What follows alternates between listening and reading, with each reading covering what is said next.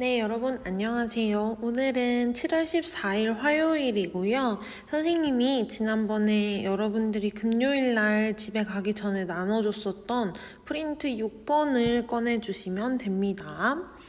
오늘은 우리 마지막 진도인 얼굴 반찬 시를 공부하도록 할 건데요. 오늘이랑 목요일 이렇게 이틀 동안 할 거고요. 오늘은 선생님이 시를 잠시 설명하고 이제 여러분들이 활동을 하는 시간을 드릴 거고요. 이제 그걸 바탕으로 목요일 날에 총 정리를 하는 그런 방향으로 수업을 진행하도록 하겠습니다. 자, 그러면 지금 선생님이 나눠줬었던 프린트 6번을 꺼내주시기 바랍니다. 만약에 없는 학생은 교과서 174쪽을 펼쳐주시면 되는데 웬만하면 프린트를 꺼내주시면 좋을 것 같아요. 자, 그러면 같이 수업을 한번 시작해 보도록 합시다. 우리가 오늘 배울 시의 이름은 얼굴 반찬이네요. 얼굴 반찬. 요 얼굴 반찬은 공광규라는 시인이 쓴 시고요. 언제 쓰였냐면 얘는 2008년에 쓰였습니다. 근데 좀 특이한 점이 뭐냐면 2008년에 이제 시집으로 나왔는데 이 시집이 출간된 이후에 2014년에 다시 이 공광규 시인이 직접 손으로 자기 작품을 써서 이제 또 시집을 하나 출판을 했는데 이때 이제 낸 시집 이름이 얼굴 반찬이었어요. 그래서 혹시 관심 있으신 친구들은 찾아보거나 사서 읽어보면 좋을 것 같죠? 자, 그러면 이 시를 같이 읽어볼 텐데 먼저 처음부터 끝까지 그냥 한번 쭉 읽어볼게요. 얼굴 반찬 공광규. 옛날 밥상머리에는 할아버지 할머니 얼굴이 있었고 어머니 아버지 얼굴과 형과 동생과 누나의 얼굴이 맛있게 놓여 있었습니다. 가끔 이웃집 아저씨와 아주머니, 먼 친척들이 와서 밥상머리에 간식처럼 앉아 있었습니다. 어떤 때는 외지에 나가 사는 고모와 삼촌이 외식처럼 앉아 있기도 했습니다. 이런 얼굴들이 풀잎 반찬과 잘 어울렸습니다. 그러나 지금 내 새벽 밥상머리에는 고기 반찬이 가득한 늦은 밥상머리에는 아들도 딸도 아내도 없습니다. 모두 밥을 사료처럼 퍼넣고 직장으로 학교로 동창회로 나간 것입니다. 밥상머리에 얼굴 반찬이 없으니 인생에 재미라는 영양가가 없습니다. 네, 이런 시인데요. 여러분들이 지금 한번 쭉 읽어본 거와 마찬가지로 되게 처음 느껴지는 느낌이 있을 거예요. 그런 느낌을 잘 기억했다가 우리 나중에 공책에다가 정리할 거거든요. 그래서 잘 한번 기억을 해두시면 좋을 것 같아요. 자, 그러면 다시 이 위에서부터 프린트를 한번 읽어보겠습니다. 문학이나 미술과 같은 예술 작품은 시대 그리고 사회문화적 배경 속에서 창작이 됩니다. 따라서 이러한 배경을 이해하면 작품을 더욱 깊이 있게 이해할 수 있겠죠. 아래의 시를 같이 읽어보면서 이 시에 반영된 사회문화적 배경을 파악하고 이를 바탕으로 작품 전체의 의미를 이해해 봅시다 라고 되어 있네요. 이거 무슨 뜻이냐면 예를 들어서 선생님이 지금 2020년에 시를 짓는다고 생각해 보세요. 그럼 시의 소재를 뭐로 할 것 같아? 선생님은 당연히 코로나겠죠. 우리 코로나 너무 심하니까. 그래서 여러분들도 이렇게 생각했던 것처럼 시인이 시를 쓸 때는 되게 그 시대를 반영하게 되어 있어요. 그래서 지금은 뭐 당연히 이런 거에 대해 쓰는 사람도 있겠죠. 근데 그러면 여러분들이 이제 시를 읽으면서 이 시가 쓰였을 때는 어떤 시대였을까? 어떤 사회문화적 배경이 있었을까를 알면 더욱 풍부하게 이 시의 내용을 이해할 수가 있겠죠. 그냥 시 자체만 보는 것 것도 물론 좋지만. 그래서 되게 센스 있는 친구들은 기억이 날 텐데, 우리 학기 초에 봄, 이성부의 봄이랑 알퐁스 도데의 코르니우 영감의 비밀을 했었잖아요. 그때도 우리는 시대 그리고 사회문화적 배경을 좀 살펴봤었어요. 여러분 기억나시나요? 기억이 나야 될 텐데 이제 기말고사 공부를 했을 테니까. 그래서 이 시도 마찬가지로 우리는 시대, 사회문화적 배경을 살펴볼 겁니다. 자, 그러면 그거에 앞서서 이 시를 다시 읽어볼 건데요. 왜냐하면 이 시대하고 사회문화적 배경이 시에 반영되는 건 맞지만 너무 그것만 집중하다 보면 되게 풍요롭게 시를 읽을 수가 없거든요. 무조건 이건 무슨 시대, 이건 뭐가 반영됐을 거야. 여기에만 이제 집중을 하다 보면 뭔가 더 느껴지는 부분이 좀 적어질 수 있어요. 그래서 우리는 감성적 마음을 베이스로 해서 일단 이 시를 먼저 한번 느껴볼게요. 선생님이 약간 이 시를 읽으면서 어떤 기분이 들었냐면, 여러분들도 내가 이 시를 읽고 났을 때 나의 기분이나 뭔가 마음 이런 거를 좀 생각해 보세요. 선생님은 어떤 마음이 들었냐면 뭔가 쓸쓸하고 뭔가 씁쓸하고 뭔가 안타깝고 슬픔, 뭔가 이런 느낌이 들었어요. 여러분들은 어떤지 좀 궁금한데 나중에 공책에다 적어서 선생님한테 알려주세요. 일단 선생님은 이런 기분이 들었는데 왜 그랬냐면 뭐 때문이야? 여러분들 생각해 보세요. 당연히 우리 지금은 여기서부터 뭔가 너무 슬펐어. 여기서부터 약간 좀 슬픈 마음이 들었어요. 뭔가 외로워 보여서 이 시의 화자가. 그런데 여러분들 또 다른 걸 느꼈을 수도 있겠죠. 이런 거는 이제 공책에다 써서 선생님한테 보여주시면 되고, 우리는 다시 시를 처음부터 한번 볼게요.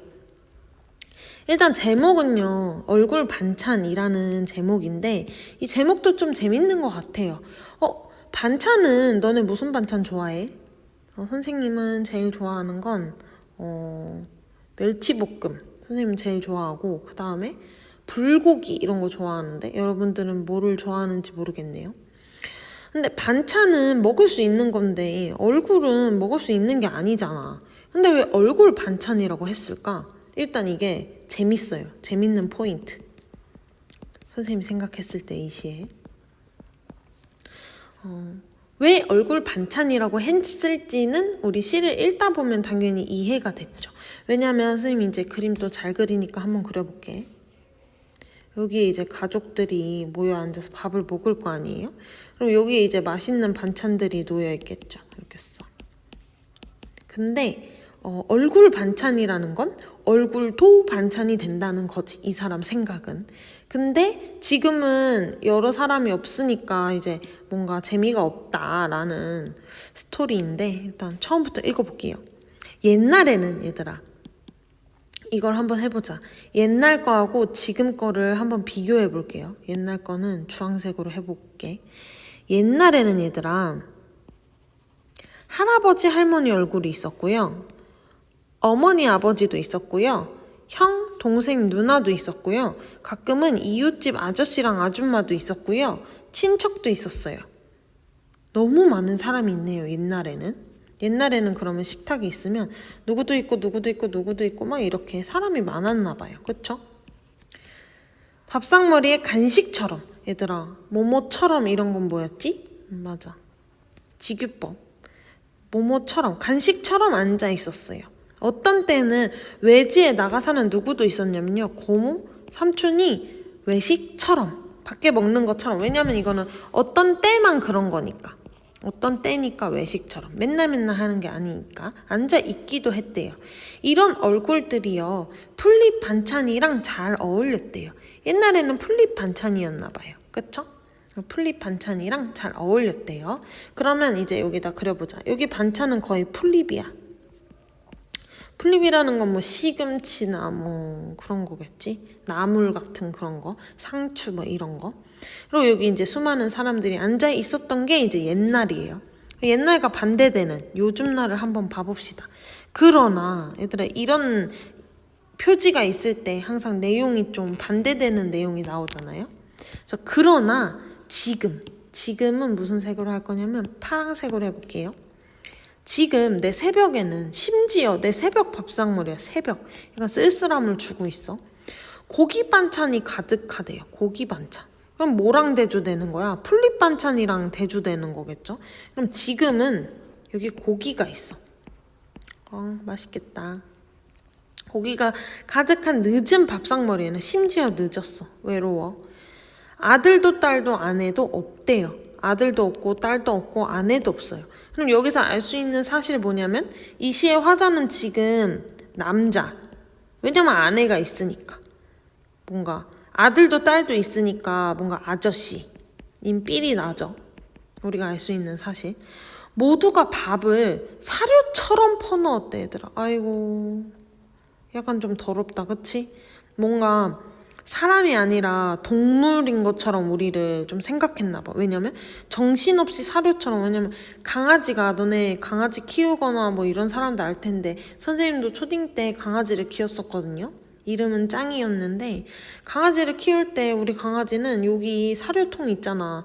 이 사료통에 얼굴을 완전 쳐박고는 막 허겁지겁 먹었단 말이야. 그런 약간 느낌인가 봐. 강아지들이 사료 좋아하니까. 그래서 사료처럼 퍼 넣었어요. 그냥 입이 있으면 입에다가 그냥 음식을 퍼 넣은 거야. 직장으로, 학교로, 동창회로 가버렸어. 없어. 그러니까 외로운 거지. 나 혼자 먹는 거야, 밥을. 밥상머리에 얼굴 반찬이 없으니 인생에 재미라는 영양가가 없대요. 얘들아 표현한 거 봐라. 죽이죠.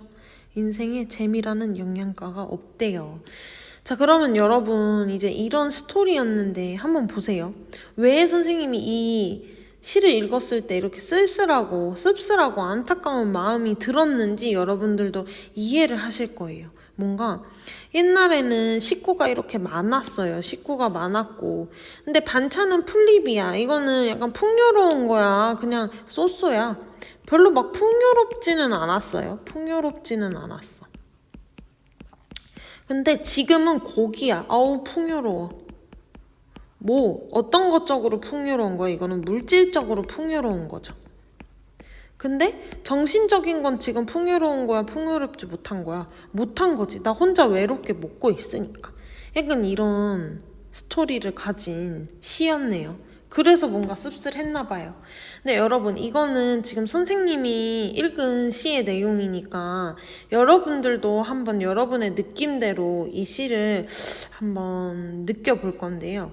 지금 선생님 대강만 말해준 거고 정확한 내용은 다음 시간에 목요일날 같이 볼 건데 지금 일단 여러분은 요걸 지금 하실 거예요. 뭐 할 거냐면 요거 2번, 3번, 4번 요거를 지금 하실 거거든요. 그래서 이거를 여러분들이 스스로 해보는 거예요. 선생님이랑 먼저 하기 전에. 근데 한 다음에 이제 목요일날 선생님이랑 같이 할 거고 오늘은 공책을 펼쳐주세요. 공책에다가 정리할 거예요. 뭐 할 거냐면 첫 번째 이 시를 읽은 느낌 정리. 이건 5줄 이상 어떤지 정리를 해주시고 두 번째 나의 지금 여러분이요. 식사 모습을 적어볼게요. 식사 시간 모습. 이거는 3개로 나눠서 적어주세요. 아침, 점심, 저녁. 그래서 식사 시간의 풍경. 나는 누구랑 같이 둘러앉아서 밥을 먹고 어떤 모습들인지를 좀 적어보세요. 그다음에 세 번째는 오늘 국어 시간 소감. 당연히 적어야겠죠? 그 다음에 이제 할 것은 공책 정리를 마치고 이거 활동지 적기. 얘는 2번부터 4번. 요거 중요해요. 요거 꼭 하세요. 요거를 이제 하시면 됩니다. 오늘도 여유가 있죠? 그래서 여러분들이 이제 선생님이 대강시를 읽어준 거고 이제 다음 시간에 더 정확히 할 건데 목요일날 그 다음에 이 시대하고 사회 문화적 배경까지 같이 볼 건데요. 여러분들이 오늘은 스스로 생각을 해보는 시간인 거예요. 그래서 스스로 이 시대는 어땠을지, 어떤 사회 문화적 배경이 있을지, 어떤 뭔가 내용을 전달하고 싶었던 건지 작가가, 시인이 뭐 이런 걸 생각해 보시는 시간을 갖도록 합시다. 자, 그러면 우리는 목요일 날 다시 만날게요.